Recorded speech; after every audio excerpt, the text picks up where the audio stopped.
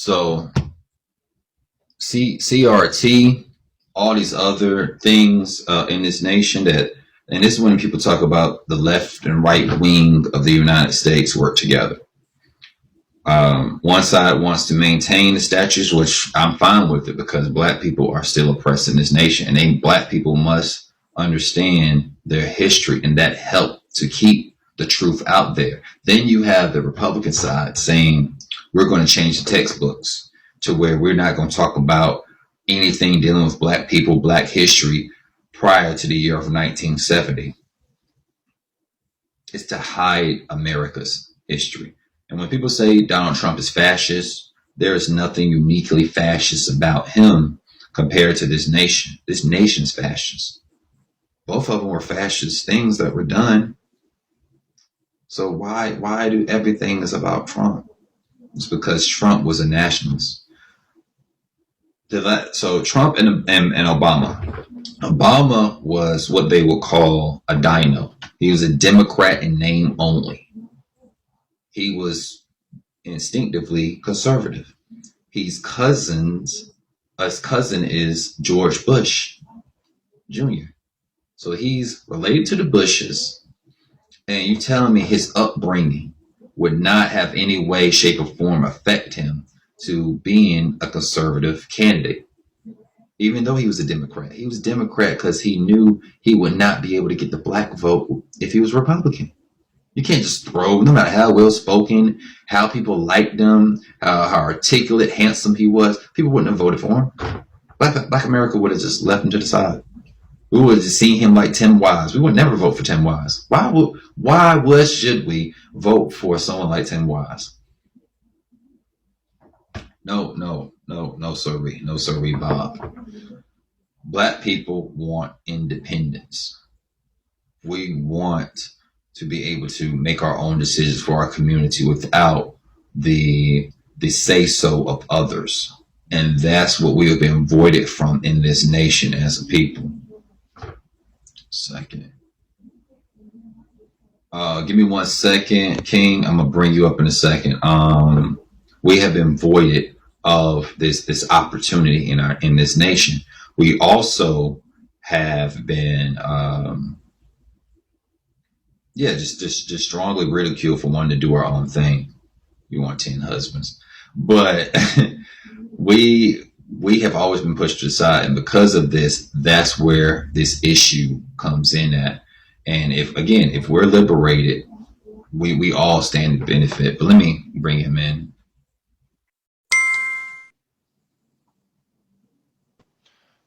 My brother, you are you are on the ball. You're on the ball. You on the money ball, man. Have you ever read Adolf Hitler's Mein Kampf? Yeah, I've read that. Yeah, I've read parts of it. Yeah. Well, I'm reading the whole book. I'm on the when I read books, I read from page 1 on up. I'm on the last 50 pages of this Mein Kampf, and he breaks it down from A to Z.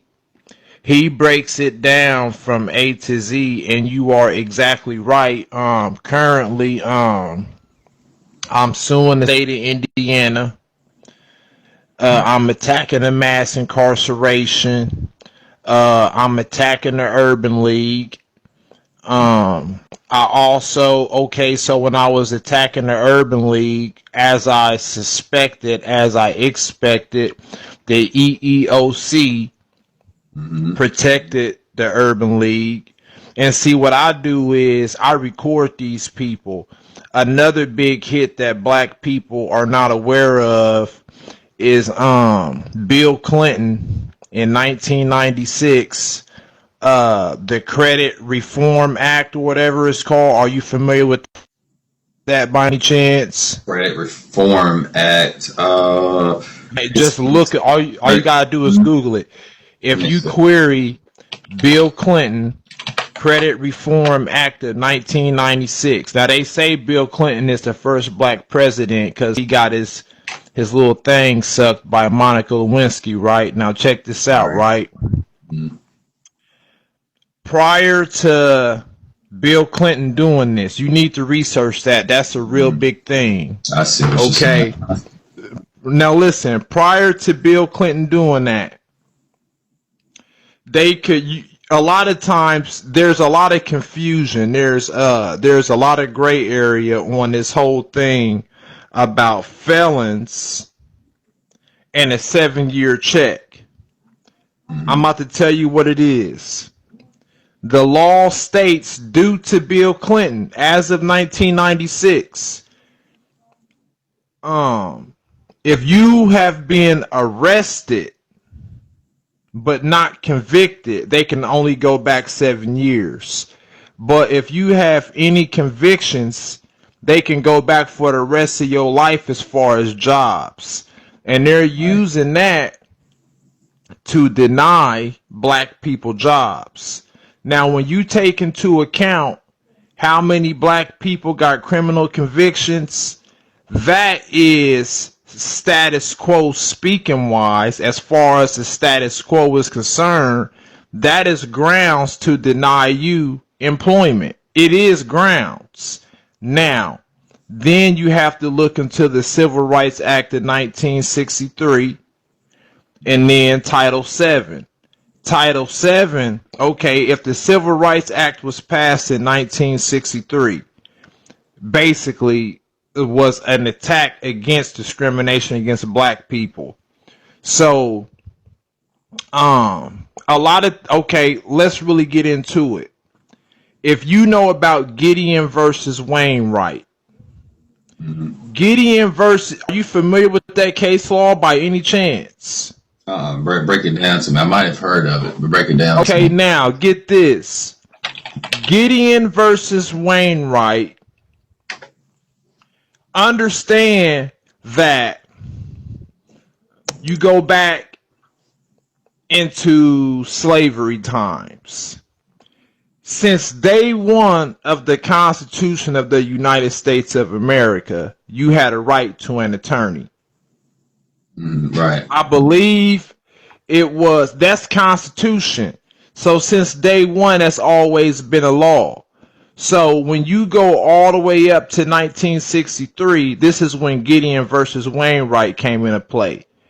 And Gideon was a white man, by the way, in which they was denying him counsel because back then they had laws to say things like, well, if you ain't facing murder or life in prison, you don't get a lawyer. Basically, your case had to be so serious. The language that they used was saying, if your case is not complex, meaning you robbed the gas station, we caught you with the gun and the money, we're not giving you a lawyer because you can figure out that you did this. You see what I'm saying? Like, basically, they were prosecuting. If you understand that you have a right to an attorney, but yet they was telling people, here it is, you locked up, you don't get a lawyer. Then when you take into account that you're black, racism, the Jim Crow with the schools, you illiterate, you undereducated, and you facing criminal charges and you're not even getting a lawyer. So they been locking up black people. Because you know they can put you back in slavery once you get convicted of a crime. So Gideon versus Wainwright, he was the one. He's the reason why everybody is afforded counsel now. Because prior to Gideon versus Wainwright, they wasn't giving people counsel. Now this is pre-civil rights era. The civil rights movement was in 1963. So when Gideon versus Wainwright, which was probably in like the late 40s, like 1948, it was just before 1963. They wasn't giving black people lawyers. Now think about all the racist shit that was going on. You a black man, it's racist out here. They convicting you. You don't have a lawyer. 1963, they attacked the whole race, the segregation, all that. But yet, the police, okay, boom. So you got your civil rights from the Civil Rights Act. Okay, but now, when you going to go apply for a job, they telling you, well, we're not going to hire you because you got a criminal background. So then, 10 years after 1963, they come with Title VII, which Title VII dictated that they was only allowed to go back 7 years. Why is that? Because the Supreme Court came to the conclusion that they were using criminal background checks to deny black men employment. Yeah. Now take into account how many black people they convicted without them even having a fucking attorney. Take that into account. 1963, Jim Crow, okay, you can't discriminate no more. It's illegal. It's addressed, Supreme Court, Civil Rights Act 1963. So then they start using people with criminal backgrounds against them. Boom, here they come, Title VII. You can't use people with criminal background against them. You can't go back 7 years. Okay, boom, go all the way up. Bill Clinton killed that. Bill Clinton killed that. So now, this is something that black people don't even know about. So now, every now and then, you will hear this conversation where black people are like, well, they can only go back 7 years, blah, blah, blah. But we don't know the law because they did it under the radar. So you talk about black people not having money is because we're not being allowed equal opportunity employment. You see what I'm saying? So you got to understand that I'm the kind of person that whenever I deal with opposition, I record everything. I got a shitload of videos. I'm suing the state. I'm on the EEOC. I'm on the Urban League. You see what I'm saying? And what you saying is exactly right. Now, how can you become independent when you don't have access to capital? On one hand, the banks ain't giving you no access to no money. On the other hand, you can't go out here and get a job and stack up your own money because you know that, like, you going to work, you doing this and that, you making money is only going to get you so far. You have to rely on your community to put money into a corporation. But they're denying black people employment. They're denying you employment to where by the time I get done working, I don't have no money left over to invest in anything. Why that? Because they're using my criminal background against me. And Bill Clinton is the one who did that. Right. Also, people got to keep in mind that was during Clinton's administration where Joe Biden created 3 strikes. And bro, yeah, we're getting hit all over the head. And now my question to you is, I just logged on here. This is my first time meeting you. And you calling out money about independent. But the way the game is being set up, they're denying you opportunity for independence. For example, okay, so at the end of the day, they bringing in immigrants to replace black people. No matter how you look at it, that's what they doing. They're bringing in immigrants. They're taking away jobs from unskilled black people, right? Now, when you take into consideration, if I'm a black man, I work in a warehouse, I'm making $18, $19 an hour. But due to discrimination by the banks, I can't go get no loan for this. I can't go get a loan for that. I go to the car lot, money in my fucking pocket. They don't even want to give me a car unless I get an old car. Like they want to give me a motherfucking 2006. Right. I'm not finna give you my hard-earned money, bro. Bro, I got money. You say you want $3,000 down for this Tahoe. Well, bro, I got $3,000. So let me get that Tahoe. Oh, nah. But you can get this 2010. Well, I'm gonna keep my money then. How about that? I'm gonna keep my money because I'm not falling for that. You know what I'm saying? So now understand this, right?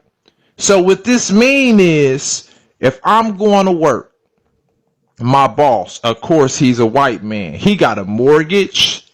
He got a couple cars. Got that big old dually truck. He got, you feel me? So now, his name growing up. yeah. So now at this point, come payday, I got a pocket full of money. You broke. So with the economy being fucked up the way it is, it puts me in a position, nigga, I'm making money. If I can get 5-10 homies and we all making this money, we can come up with something. Because white people at this point, they don't have no money because they're in debt. Right. Now, when you understand discrimination as far as the banks, all this, that, and the third, black people are not in debt. We just don't got money. Black people are not in debt because we don't get business loans. Black people are not in debt because they don't give us loans. So now that the economy is fucked up, if they was giving us the same jobs we've been working for all these years, we would be coming up. We will be buying everything these white people foreclosing on. Black people could be buying that. So what do? They bringing in a fucking immigrant. They bringing in the immigrant and they underpay the immigrant. Now get this. Something people might not tell me. Are you aware of this? If you an immigrant and you in America on a work visa, when these immigrants are coming over here, they're not applying for citizenship. And the reason why they're not applying for citizenship, because if I'm an immigrant, I apply to get my green card. They telling me, bro, it's going to take you at least 10 years. So they're not even applying for the green card. They're applying for work visas. So now get this. So when they come to America on the work visa, tell me, did you know this? They're not allowed to get certified. Did you know that? Nah, I didn't know that. So if they coming over here on a work visa, because they coming over here to work, not to get an education. I can still hear you. I'll be right back. You can keep talking. Right back. Okay, right. So if the immigrant is coming to America on a fucking work visa, they're not allowed to go get certified. So this means that if they come over here and let's say they applying for a work visa, well, they got to have a job before they get here. Right. So let's say they get a job at McDonald's. They come over here, they work at McDonald's. They're like, oh, well, now Walmart hiring. Oh, now I'm going to go over here to Walmart so I can make an extra $1. These is jobs that black people be working. Unskilled labor. Now, what you got to understand is that they're not allowed to get certified. Why are they not allowed to get certified? Is because they don't got green cards. They're not allowed to. So that means that basically the only jobs that they allowed to work are unskilled labor jobs. They work for less money and they put up with the white people shit. So at the end of the day, they're putting black people out of work. That's right. So now if you understand that, Why do you think the government is telling them that they're not allowed to get certified? Because if they was allowed to get certified, they would be taking white people jobs. Facts.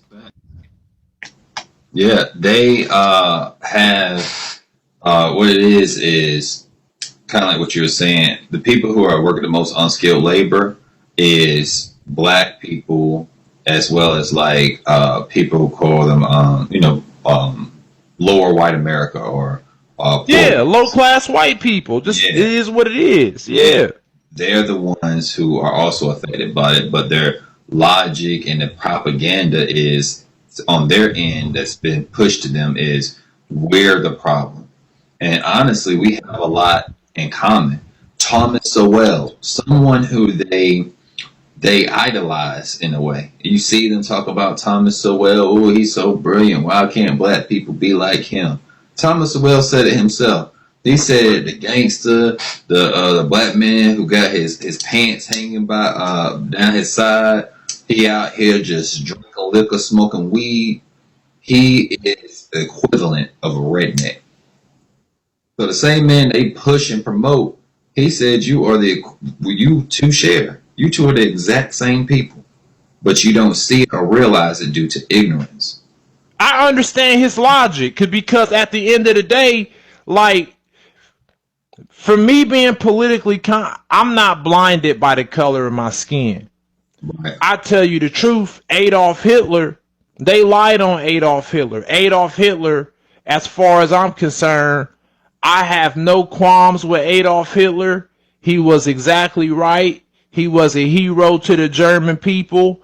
And who do black people got the most in common with is Adolf Hitler, because we going through the same shit that the German people went through over there in freaking Germany. I'm reading this book. It's one of the best books I ever read. It has all the black people solutions. It's right here in this book.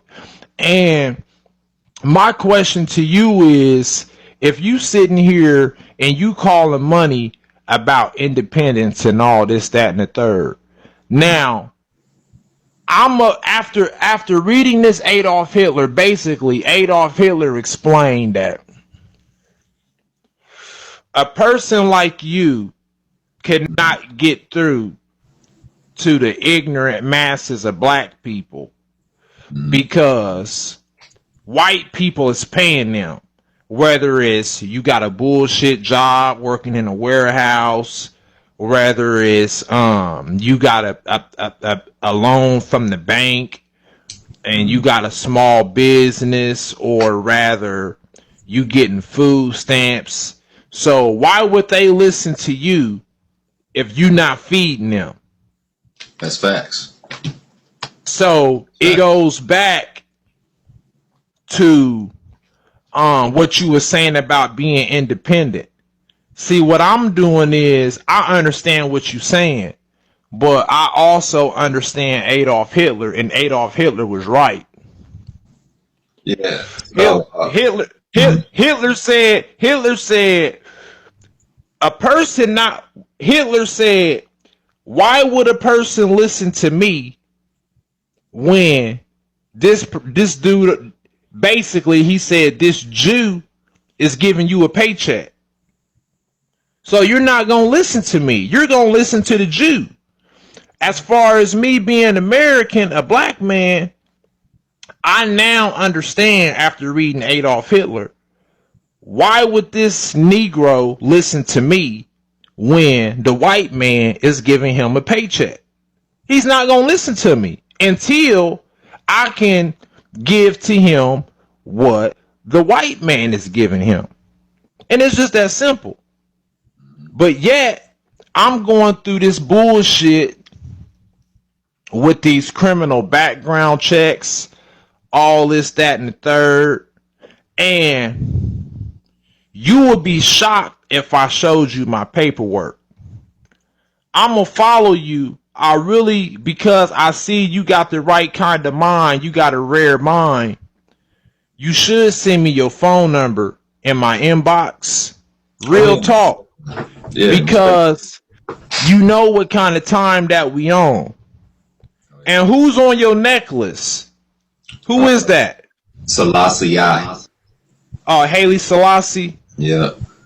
For sure, yeah. He understood that to plea to the rest of the nations that if you allow Mussolini to take over Ethiopia, what do you think he's coming for next? He's coming for the rest of Europe. He will have a mainstay in Africa taking resources, and he's coming for you next. And that's why the West united with the Ethiopians in that fight. It made it. It wasn't a big pivotal point, but it made it a concern to make sure to aid the Ethiopians because they understood the bigger threat of fascism.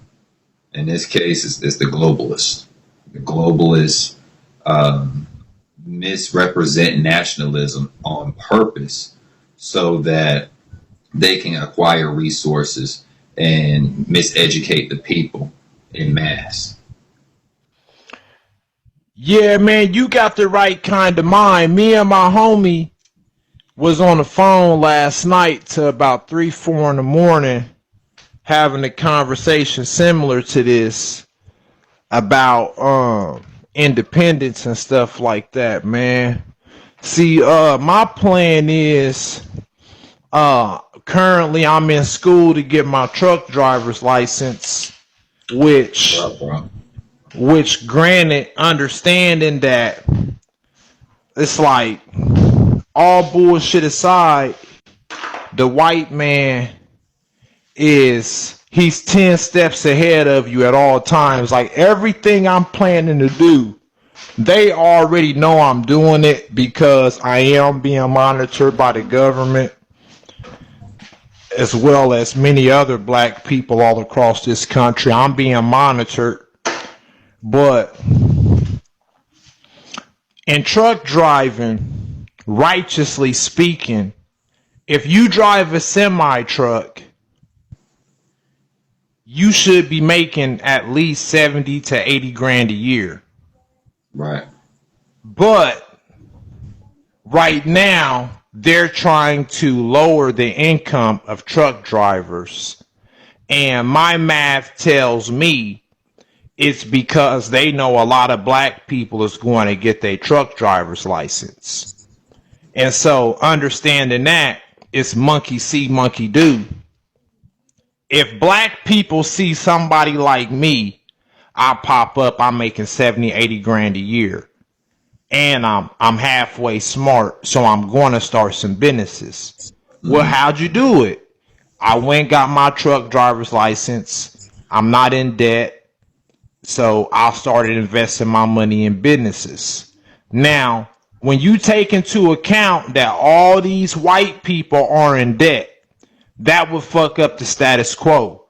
That's why right now they're keeping black people out of work. And how they're doing it is by hiring these immigrants. If you a black person and you got a job paying $18, $19 an hour in this economy, dude, you killing the white man because you're not in debt. You're not in debt. But black people don't understand economics.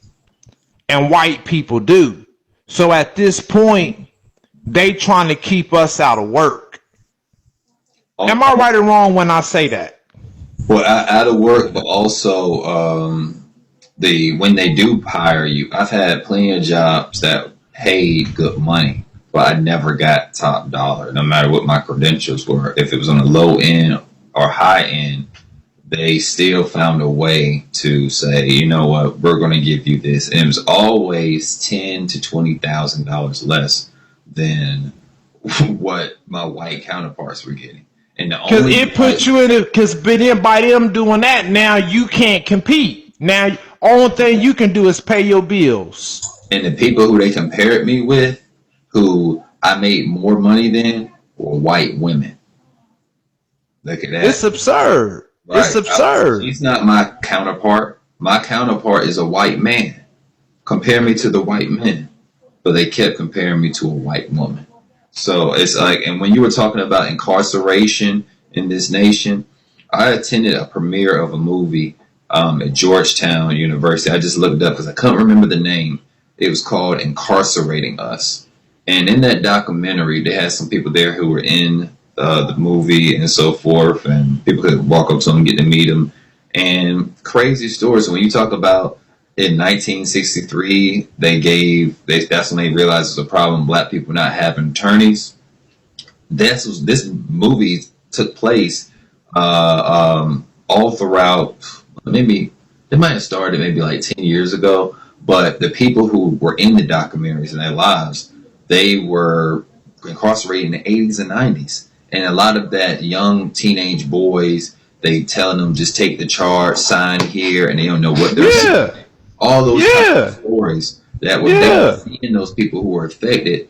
They were 16, 17, and now they're 40-year-old men today, and their lives are ruined.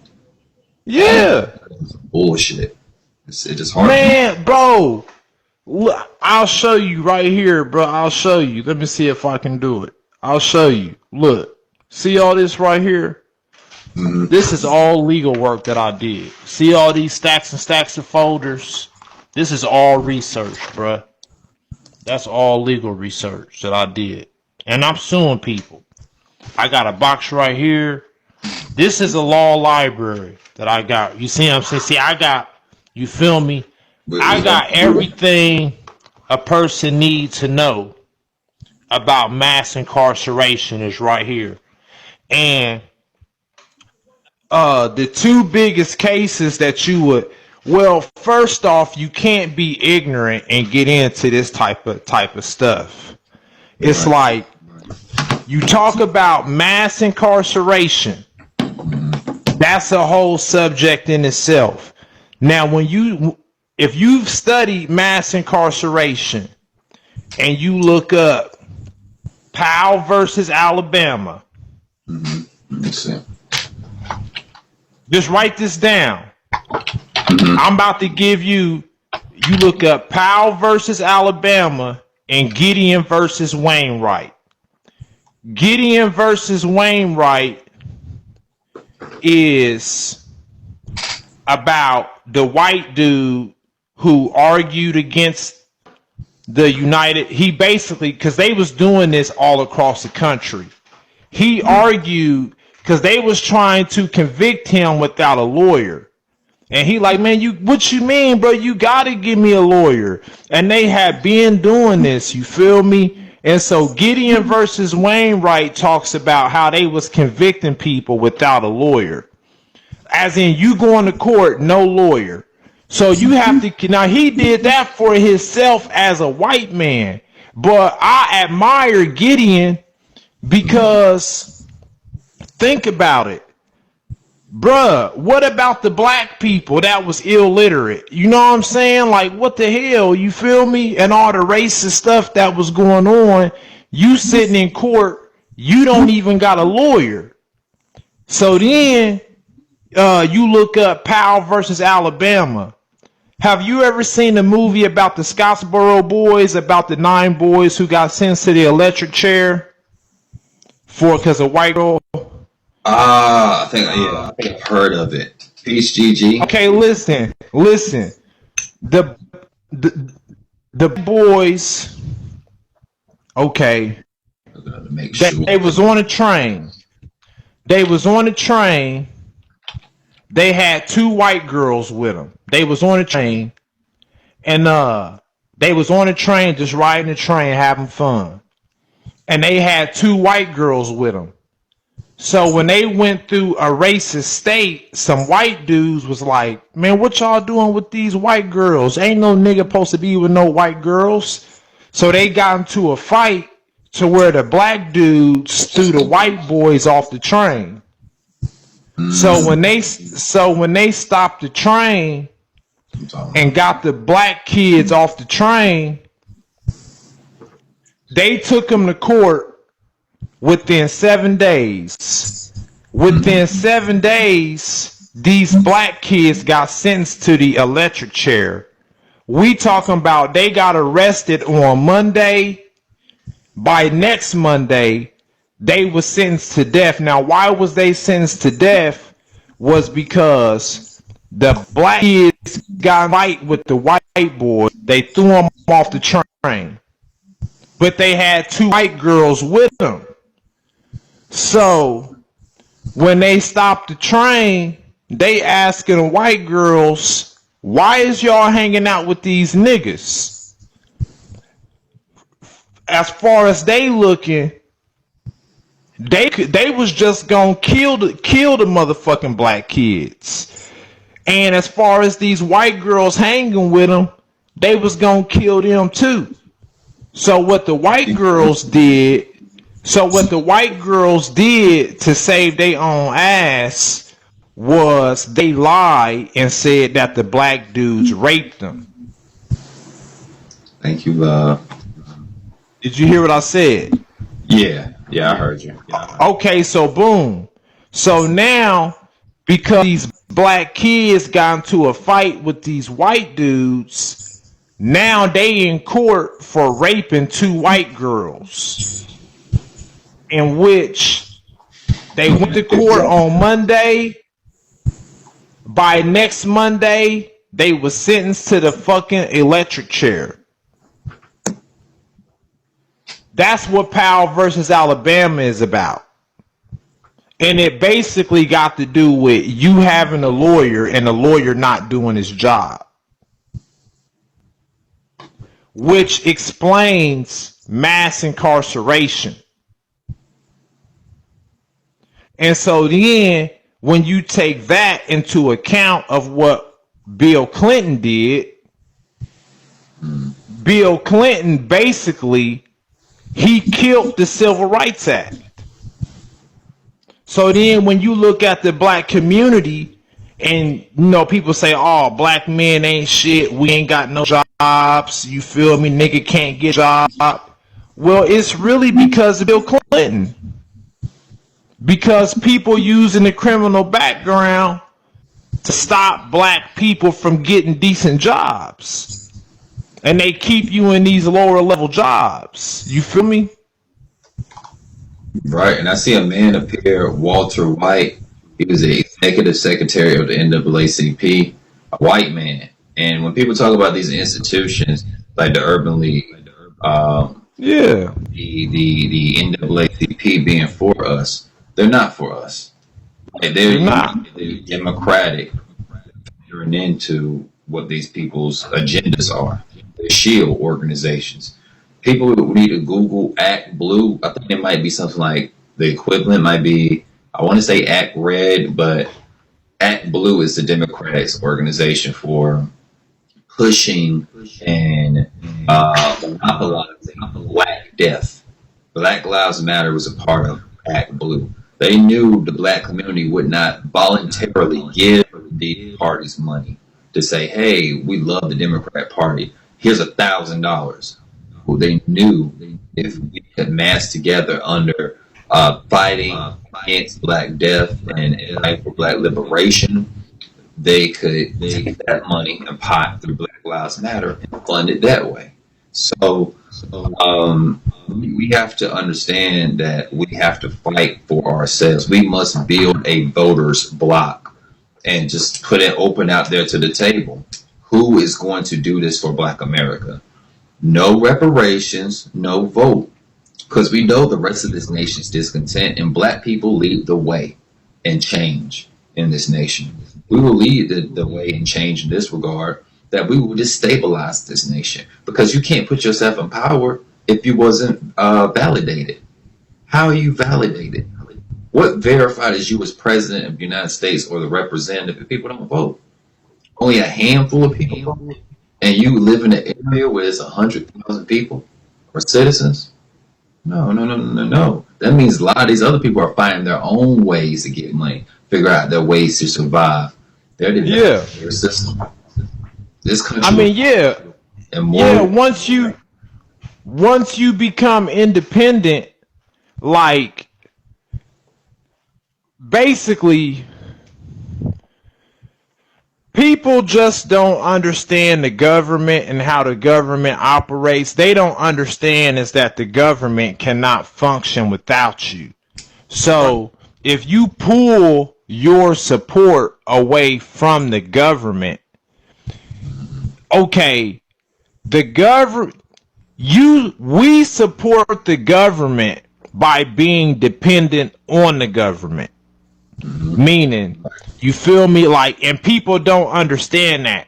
See, people don't understand is that it's like, if I depend on the government, but the government depends on me, but the government is exploiting me. So if the government is exploiting me, then the smartest thing I can do is say, hey, I don't want your services no more. I'll take care of myself.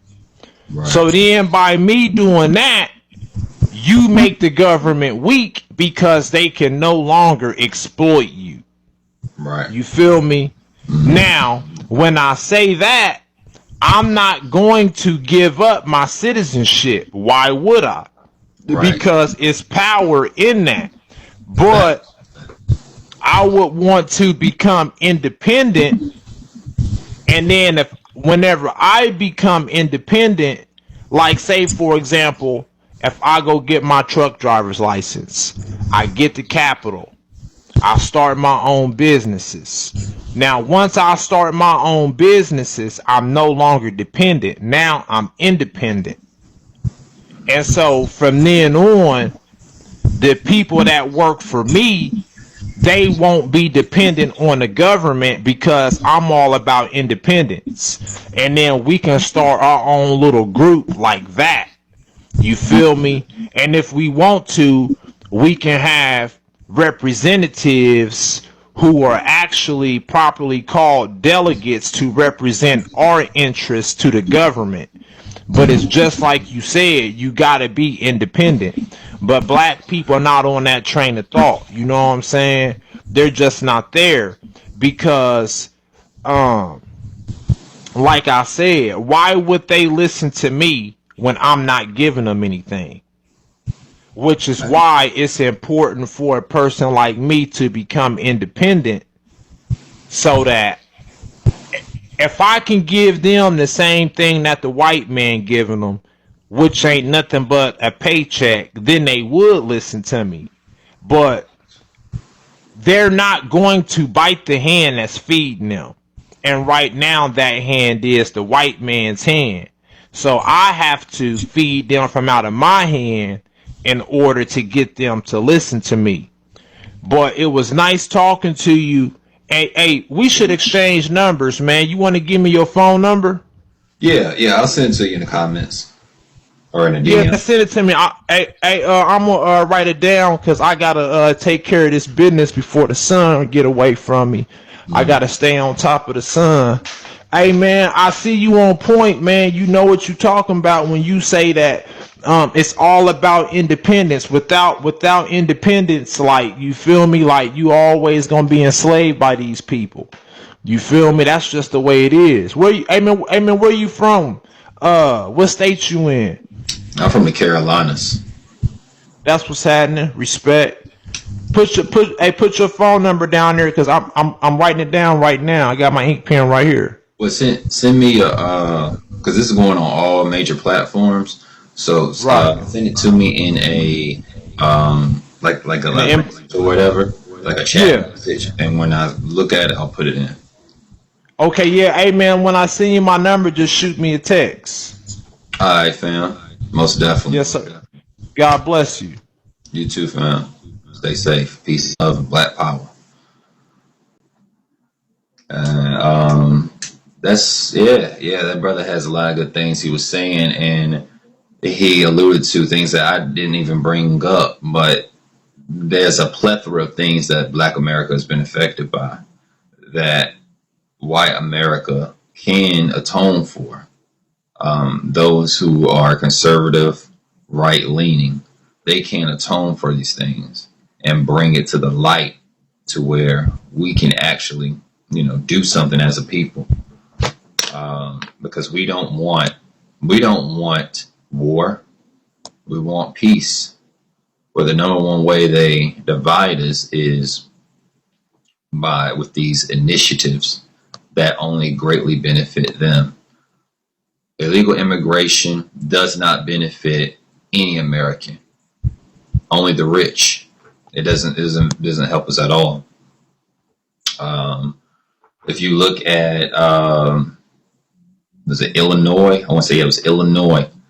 They're talking about giving illegal immigrants, and they debate this, but I used to live in Montgomery County, where they allow illegal immigrants to vote. They were fighting for illegal immigrants to gain the sovereign right of voting to determine policy within the United States of America that will affect sovereign citizens who are American.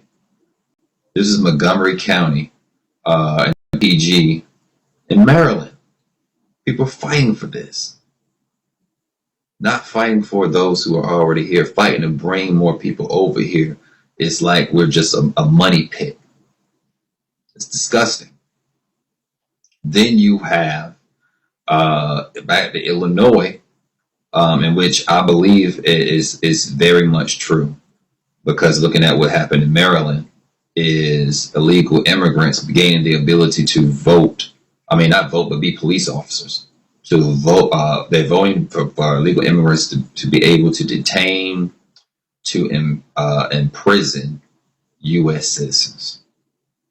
Where else on God's green earth do they have a custom or practice like this? Only in Looney Tune land, where you have globalists trying to circumvent the power of the American people. We must understand American people are very, very unique in this world of citizens. We own guns. We can tote guns. Our people, we have more guns in this nation than people. So we have more guns in this nation than people. We have, what else do we have? The only country you compare us to in that regard is Russia. That's the only country. It's the only